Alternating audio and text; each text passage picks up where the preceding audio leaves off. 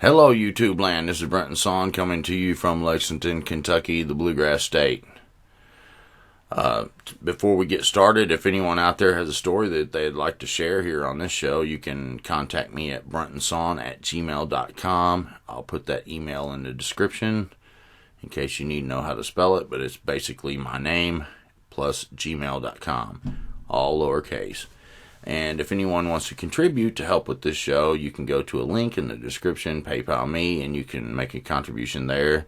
And every contribution is appreciated. And to all those people who have made a contribution in the last month, I very much appreciate that. It has helped tremendously through this time where YouTube has lost quite a few advertisers, and then plus I went through this hacking ordeal and stuff like that. So it's been very helpful, and I thank you very much. I see every contribution that has been made.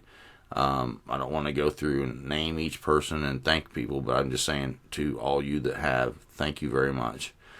Today we have a really interesting story from West Virginia again. I think last 2 or 3 days ago we had a story that was from West Virginia, and this one is also from there. And I think we'll just go to our guest here, and I want to let her introduce herself, and I think you're going to like this story. It's pretty interesting for sure.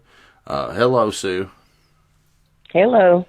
If you would, Sue, kind of give an introduction to yourself, and then where you live and things like that, and then we'll get into your story, and hopefully you can tell it just like you did a little while ago. That was so cool.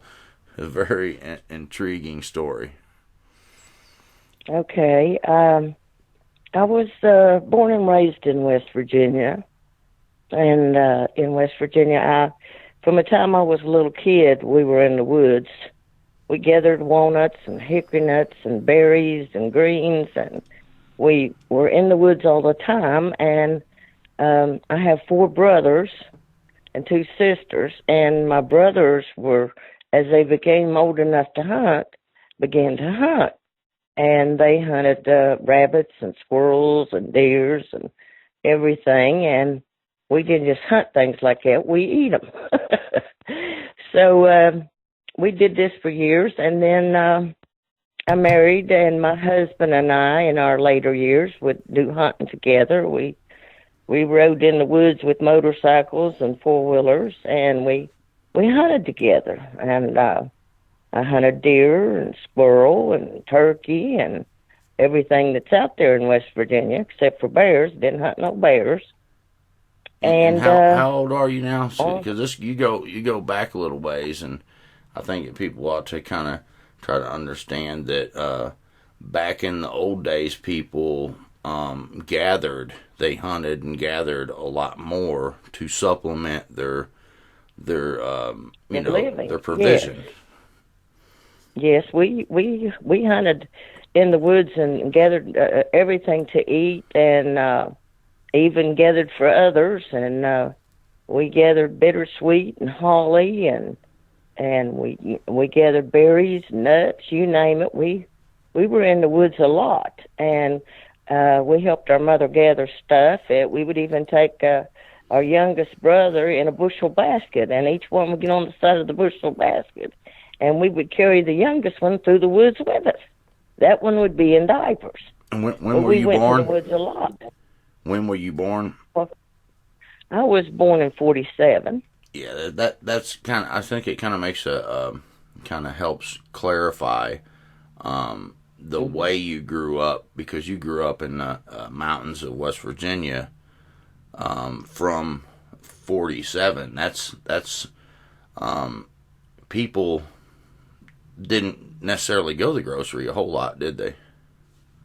No, we had we hunted. We ate, and we had rabbit and squirrel and deer all the time. Squirrel gravy and rabbit gravy, and what we gathered, we ate. And it also helped support the family, Right. And it was hard in the 40s and early 50s for people, and so that's what we did. So we were used to the woods. Right. And we were out often in the woods with our mother. She'd take us. She loved the woods. She was raised on a farm and in the woods, and she loved the woods. And she never got lost. My brothers never got lost when they were out in the woods, you know, young, hunting and stuff. It was just a thing we did. Right. So we enjoyed ourselves, and we saw animals in the woods. In the woods, I saw foxes and rabbits and squirrels and bobcats, and I saw a little bit of everything in the woods. And like I say, I hunted these things, and I went with my husband, and we had a good time. Well, the time that I'm going to tell you about is along about 2005, 2006. My husband loved to go as far as he could go and as deep as he could go into the woods. And we went so much that at this particular time, I think it was in Wayne County, and that's in West Virginia. And we were hunting, and we had went up some hollers and over some hills, and it was back roads and just maybe a few gravel for a little way, and then up some creeks. He would drive his vehicle right up some creeks. And this particular day, we drove over like that in a bottom and parked and walked across the long way and went over a creek, and it was in the fall of the year. It was a real pretty day, and we just strolling along walking, and we crossed this one creek and started up the hill, but at the time, I don't think we'd had any rains, and the creek was dry. Well, we went up this hill. We call them hills around here.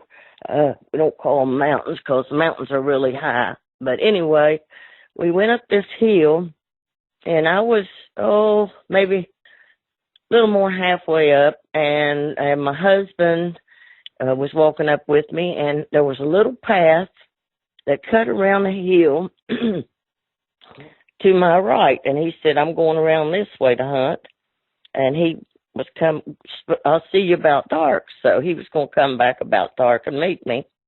And he took off, and he never did hunt close to me. So I don't have any idea how far he went.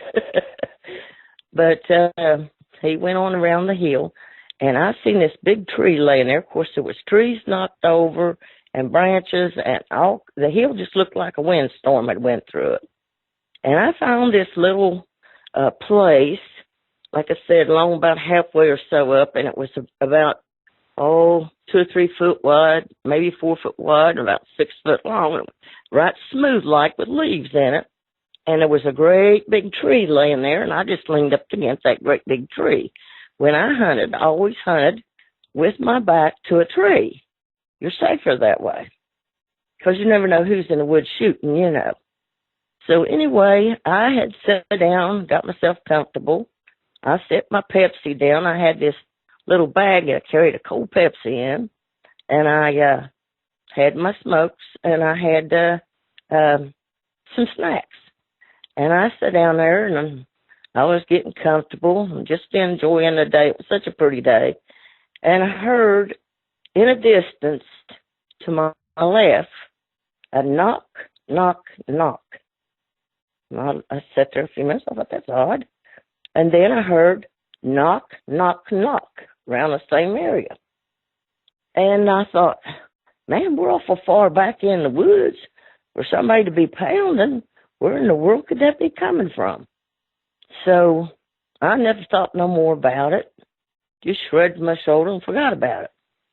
And I sat there just a-scanning with my eyes, watching below me and above me and beside me and watching, you know, like you do when you're hunting.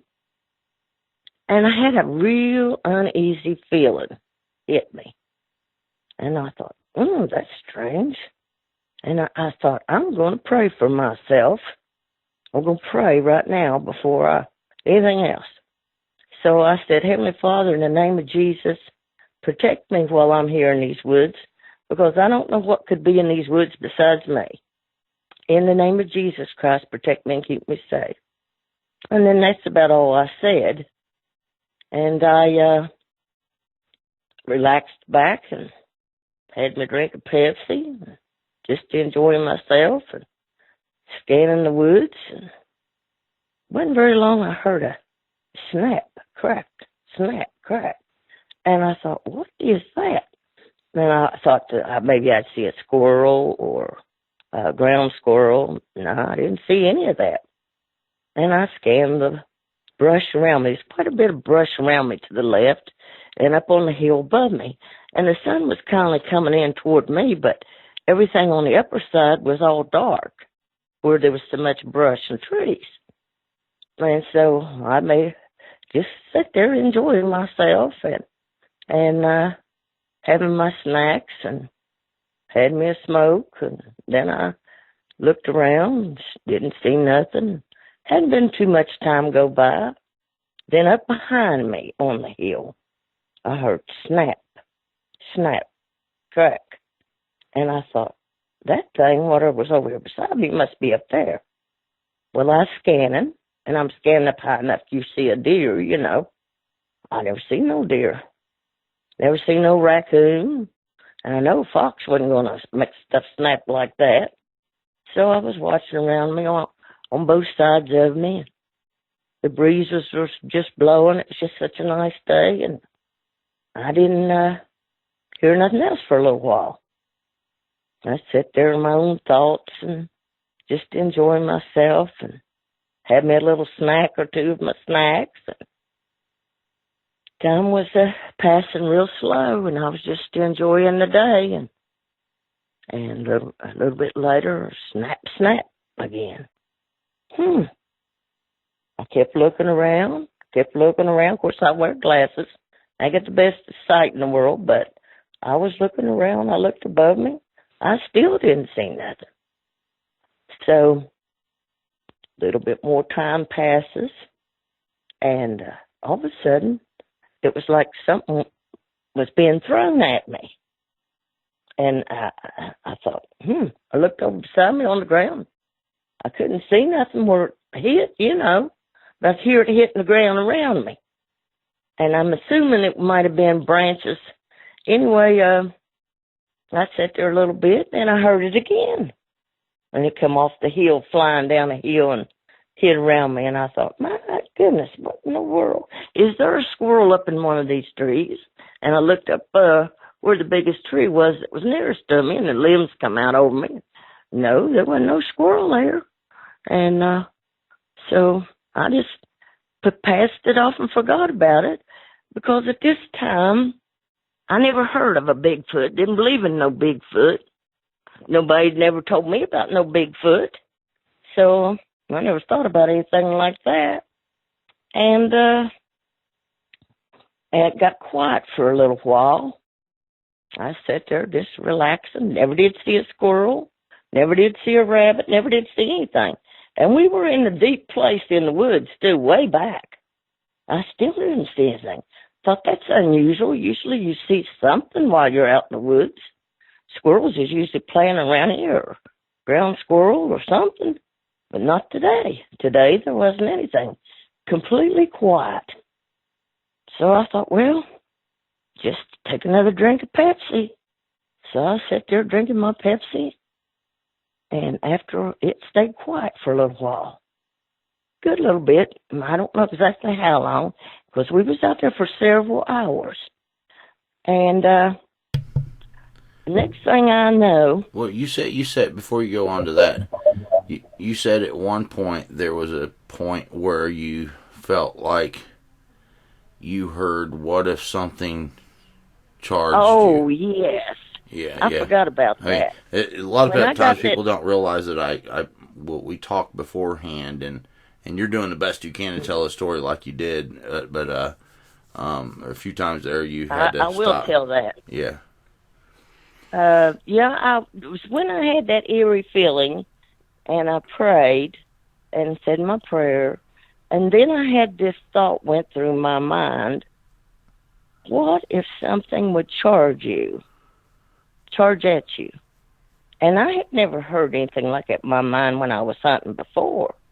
And I thought to myself, well, if it did, I guess I just have to shoot it. I don't want to, but if something coming at me fast and coming on me, I'll just shoot it. Because I had the gun laying in my lap, right across my lap, as I was sitting there enjoying myself. And that's what he's talking about there. And then sometime before my husband came around, not too long before my husband came around to meet me, I heard that snapping and cracking again. And I never once looked in any trees because I never thought to look up in any trees. I wasn't looking for monkeys or anything. I was deer hunting. So I wasn't looking in no trees. I was just looking up where the deer should be.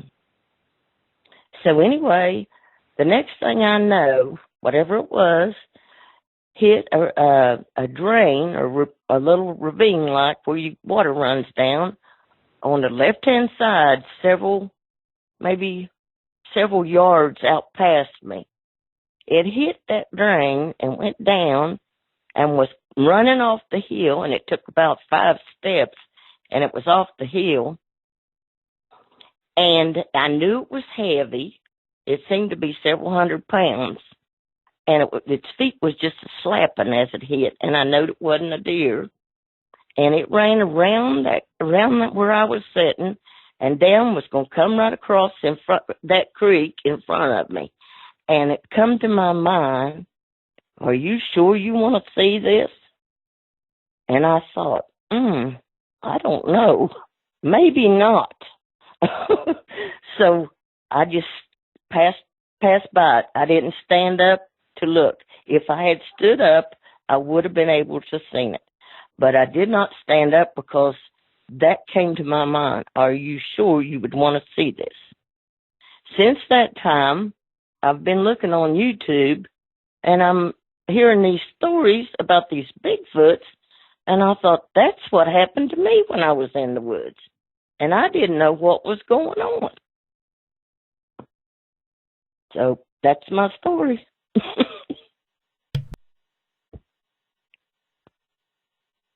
Are you there? Hello. I'm sorry, I had my microphone on mute there. Yeah, you have a lot of very similar stuff to what you find in the Bigfoot stories with the tree knocks, the cracking and popping, the running, and you can tell that it's something heavy. And it throwed stuff. Yeah, and it threw stuff at you. That's all very, very typical, and even getting the eerie feeling. And in some cases, people pray, and that's kind of what you did. And it's very interesting how you got, a thought that comes across your mind. Are you sure you want to see this? Because I'm telling you, if you look, it's going to be something that you can't get out of your mind. It might be better not to look, and so that's what makes your story intriguing to me, is that the almost like the intervention of the Lord and what have you, and like you said, you think you had a guardian angel there, and the Bible does talk about people have guardian angels. The Lord talked about that and said that even these little children here, their angels behold the face of the Father continually. So people have angels that watch over them, and these creatures, I think, aren't allowed to touch people who are, Christians who pray. You know what I'm saying? And where you prayed, I think that really, the fact that you knew to pray when you got that eerie feeling, you kind of know. You know what I'm saying? When you're sitting there and it's like something's not right, and you think to pray. How many times have you ever been in the woods where you thought you needed to pray? I mean, that's just not normal. You know what I mean? Here you're hunting, right? And you're sitting on top of this ridge, kind of almost at the top of the ridge, and you're looking down into a creek because you got kind of the high advantage there, and you're thinking that the deer are going to pass through that dry creek bed, things like that, And then all of a sudden you're getting this feeling and you're hearing these noises that aren't normal, and you know what the woods is like because you grew up in them. And so, Exactly. yeah, so you knew that there was things that were abnormal. And then when you hear something running bipedal, you can tell that it's on 2 feet. That's an interesting concept because people talk about that quite a few times in a lot of the stories that we gather. That when you hear something running, you can tell if it's a gallop, you can tell if it's kind of a hop, but you can tell when something is running bipedally and it's heavy and its feet are slapping. You know, it's like pat pat pat pat pat. You can Exactly. there's a certain sound that a bipedal animal has when it's running, and like you said, its feet were slapping because it's running barefoot, and his feet are slapping on those rocks down through that little gully, and I just thought it was so cool when you said that. Are you sure you want to look? That went through my mind, and this has never happened to me in the woods before. Right. Where I had an eerie feeling or questions like that come to my mind. It just never happened before. It was really unusual. Right. Yeah. Yeah. That is a very unusual thing. And I wanted to make a point to tell people that these things are out there in West Virginia, in Kentucky, in Ohio. And now that I've heard the stories and know what I experienced, because I didn't believe in Bigfoot. And also, when my husband came back by, and I tried to tell him I had a little episode with something watching me and throwing things at me, he just brushed it off. Yeah. He said, well, it was probably a deer. And I thought, deers don't throw things. Right. Yeah. Yeah. And I had that happen to me before. And I kept rationalizing that something was falling out of the trees. But the nearest tree was probably 35, 40 feet away. Even, the nearest limbs. There was just no way something can fall and then go outward, 35, yeah, well, 40, this tree that feet. I was talking about, was a little ways from me too. Just the tiny limbs would be over my head, way up high. Right. Yeah. And so you think that where you were sitting, what do you think that was? What was thrown at me? No, where you were sitting. Why do you think it was throwing stuff at you? You said now you were that I think back. Yeah, you said you were sitting in a place that had kind of like a 6 foot. Oh, yeah. I think I was sitting in that thing's day bed. Yeah. I think I was in its bed. Right. And I don't think it liked it. Yeah. And I'm thinking it was probably a juvenile one, but I don't know. I didn't see it because I was too leery to look. I was afraid I'd see something that I might not want to see. Right. And that would make sense because you weren't all the way up the hill. They're not going to live on top of the ridge. They would live down the ridge a little bit so they don't silhouette themselves off of the like when the sun's coming up off the top of the ridge and things like that.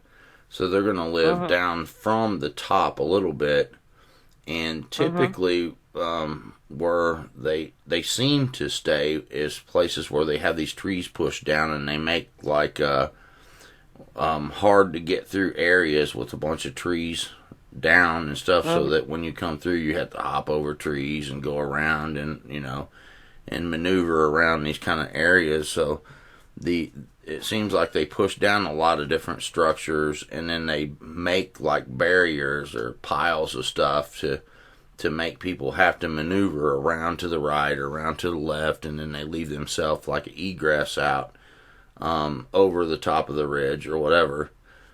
So that's almost like the perfect sounding place, what you described, that where you would find that one might stay. Now, was there any type of where you were at evergreen type trees? Further down the hill, I think there was some. Okay. And there was some across the creek.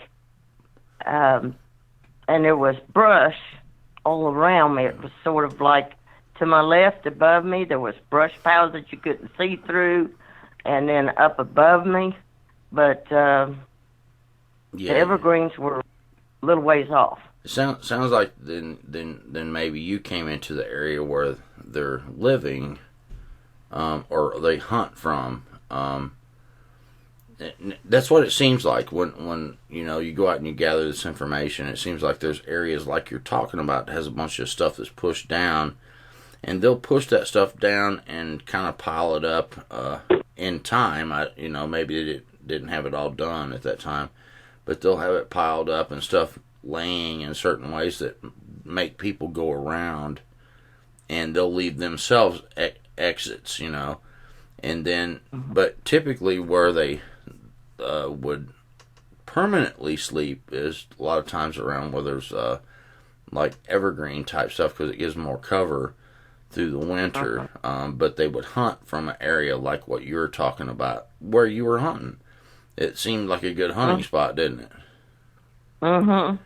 And going up the hill, it had looked like a windstorm had went up that hill and tore the trees down everywhere. There was trees everywhere down. Right. Going up that hill. Yeah, and there's lots of video and stuff like that on YouTube where there seems to be a tremendous amount of trees down and piled up in certain ways and arranged in certain ways, kind of like if you were to look at like a Viet Cong, during war situations, the way they would have their areas set up to where it would funnel people around certain, like to the right or to the left, and then they would have areas that they could escape off, through the back, and it's almost like a barricade situation. When you knock down a bunch of trees, it makes people have to, it slows people down, and you can hunt from behind. You said there was brush that was piled up that you couldn't see through. See, that's like good blinds and stuff like that, where they can hunt from. And then they do their tree knocks, because they'll have a deer come by, they'll knock, and then the next one will knock, and they'll communicate to each other. A deer's coming through, it's like knock, knock, knock, that means something. And it sounds like to me you were in an area where they hunted from, and maybe somewhat like a daybed, like you said. They were chilling out there and hunting from that area and watching for the deer to come through the creek bed kind of areas and things like that. Did you notice any game trails or anything like that near that spot? Above me, that spot where I said that they was like a little trail, that my husband followed the trail around to the right and went around the hill to go hunting, and then that same trail would go left. It was above me, but I could see the trail because I was just below it. If something had come across the trail behind me, I could see it, Right. And I was in a good position, but I wasn't expecting the company I got that day. And it didn't just come there for a few minutes. It was there for hours. Right. And anytime there's a trail out in the woods like that, that's a game trail, isn't it? Right. So it would make sense that they had all that stuff pushed down near that game trail, because they would be hiding, and especially in those areas that you said, the thick brush you couldn't see through. Those were blinds and stuff like that, and then they would signal to each other and basically set up a hunt and ambush, the deer and stuff. So it sounded like to me you picked a good spot to hunt from. You just didn't know something else was there hunting. That's true. I was getting hunted that day, I think. So you think a real unusual experience. Do you think that the praying basically protected you? I do. I do. Right. I think I said that prayer and asked God to keep me safe. And I wouldn't be a bit surprised if that thing seen my angel and when it ran, because something spooked it and it ran. Yeah. So you felt like it was trying to get away, not come at you. No, it was getting away from me. Right. It took off running off to my left out that hill ways and came down and across in front at the bottom of the hill. And I could see it. I could see it if I had stood up. But like I said, when something said, "Are you sure you want to see this?" Right. I thought, maybe not. Right, yeah. Because it weighed several hundred pounds, I could hear it hitting the ground with its bare feet. Wow. And you've heard a lot of things running in the woods before. You can tell when something's heavy. Oh, yeah.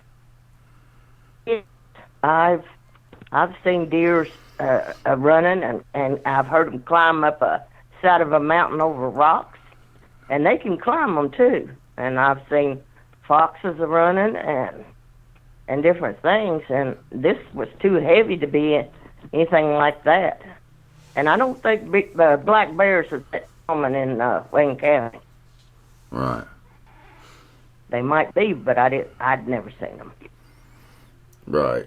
And even if it was, it would. You can tell if something's bipedal, in a way. Mm-hmm. I mean, you can tell when something's run on too. People would just have to kind of, do an experiment and see. But I think that something run on 2 feet is it's something that the human mind recognizes without having to think about it too much. And exactly. Yeah. Well, that's a very interesting story, Sue, for sure. It was an unusual day, I'll tell you that. But I was enjoying my day, and I never was. After that moment after I prayed, I was never scared. Like I said, I had my rifle there, and right in my lap, and I never had no problem. But I thank God He took care of me that day. Right. Now, if you had seen it, you might have been scared after that. Exactly. If I had stood up and seen that at the bottom of the hill, it's hard telling. At my age, it's hard telling. Yeah. You might have been fearful and go in the woods after that, and sometimes people need the hunting and the gathering and stuff like that as part of their livelihood and what have you. So, well, yeah, it sure was back in the 50s, early 50s.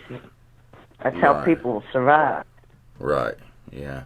Because there wasn't any assistance and things like that back in them days, was there?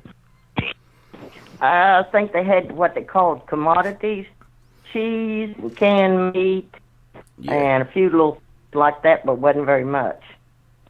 Yeah, it wasn't like $400 or $500 worth of food stamps or nothing like that.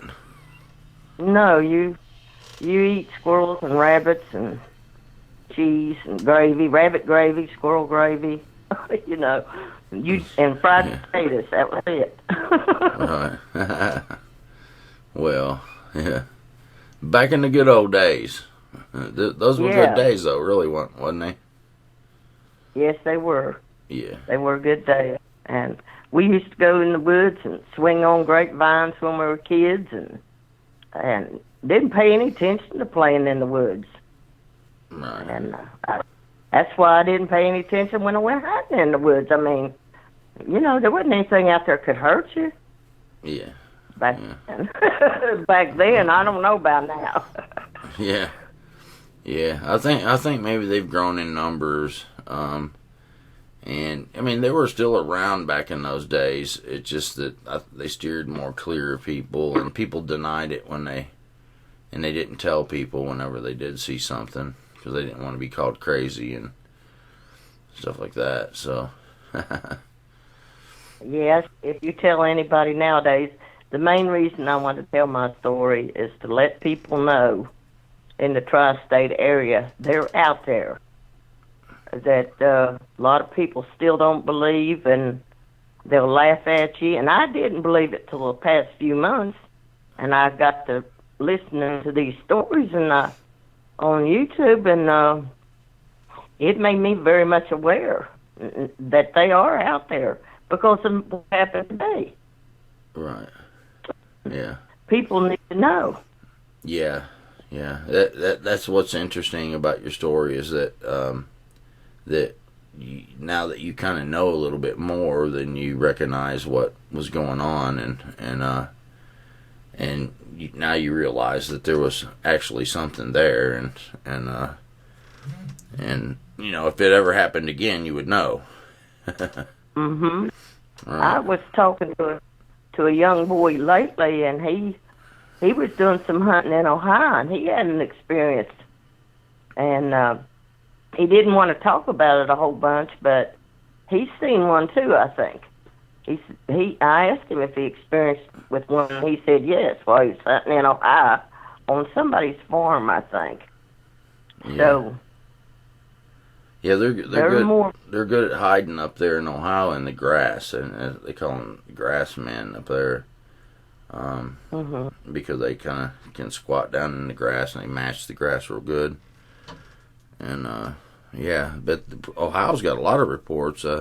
My sister saw one in Ohio years back, probably back in the 70s, and saw it cross the road, you know, and she, you know, said, you know, it was huge and it was very muscular and it walked right across the road, you know, in front of the car, and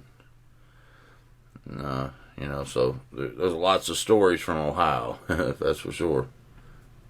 Well, like you were talking one day, if you looked and you seen something 8 foot tall or almost 8 foot tall. Now, let me get a little clue. I'm only 5 foot tall. And if I had seen something 8 foot tall, I'd probably wet my pants. Yeah. I mean, that's huge. I mean, you know, like, you know, I tell people sometimes when you're sitting here listening to this, look at the ceiling. Most people are sitting in a room with an 8 foot ceiling. Think about if its head's touching the ceiling. That's a big creature.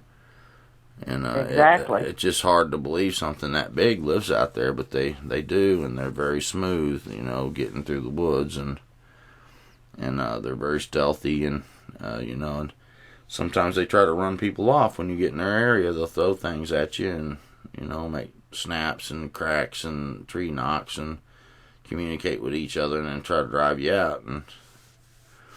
But yeah.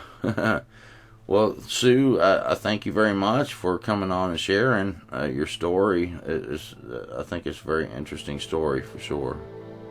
Well, thank you for having me. You're welcome, and everybody out there in YouTube land, thank you for listening. And like I said, if you got something to share, you can go to the description and find my email, brentonsawin@gmail.com, and until next time, God bless you, and we'll see you on the next video. Bye.